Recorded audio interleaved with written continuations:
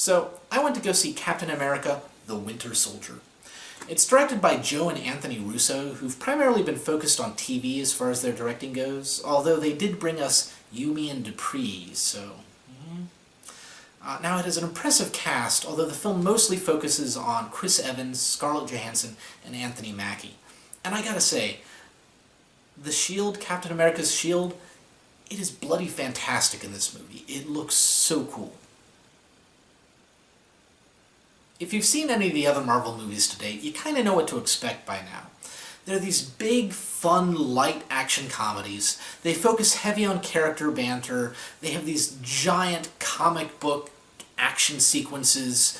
It's just fun. This film is really no exception. It does, however, try and add in a little bit of the Bourne Identity political thriller sort of thing, which is kind of to this film's credit. It doesn't really work, but it doesn't detract from the film. It adds a little bit of something to the story and dialogue that may not have been there otherwise.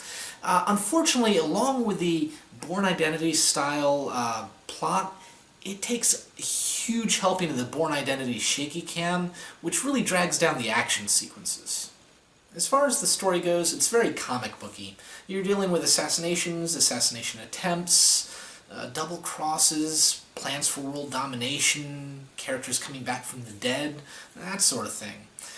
To that, you add a little bit of real-world politics in a way that I don't think is actually going to date the film.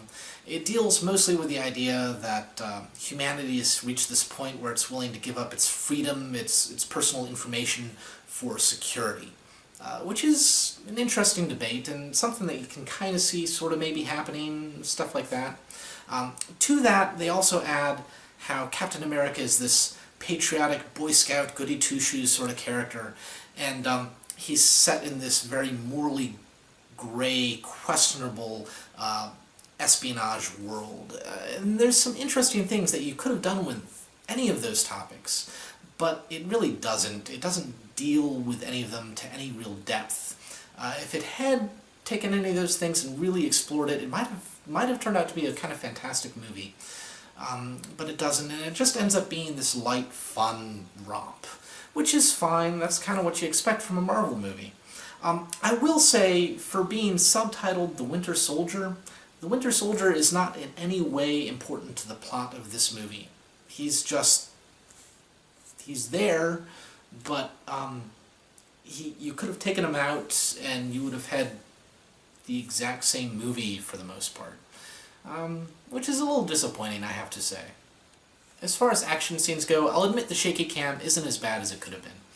It's there, to be sure, and it ruins a couple of the fight scenes, but for the most part, the film really tries to give you a sense of what's going on, especially the scenes that involve any kind of aerial combat with the new character Falcon, or any time Captain America uses his shield in this movie. They really want to show off just how cool and horribly physics-defying it is, but really cool.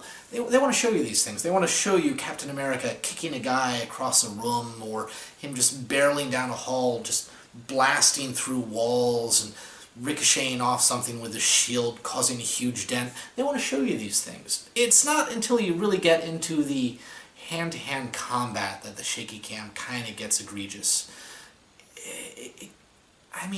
It could just be that one of the actors involved wasn't all that good of a martial artist, but from what I can make out, that's not the case. It just seems to be that they thought, oh, hand-to-hand combat, this is where we use shaky cam a lot. We do quick cuts. This makes the audience feel like, action is going on. I just want to smack these directors and tell them to let me watch the bloody fight already.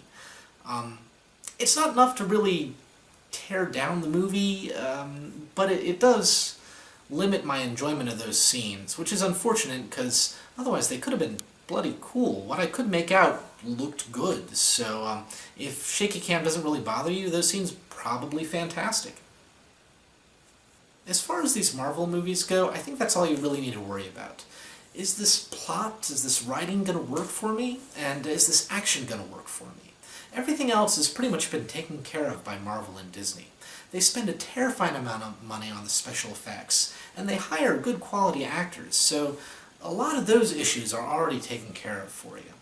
And if you can't get past some of the comic book weirdnesses that might crop up in whatever movie you're watching, then it's not going to be for you.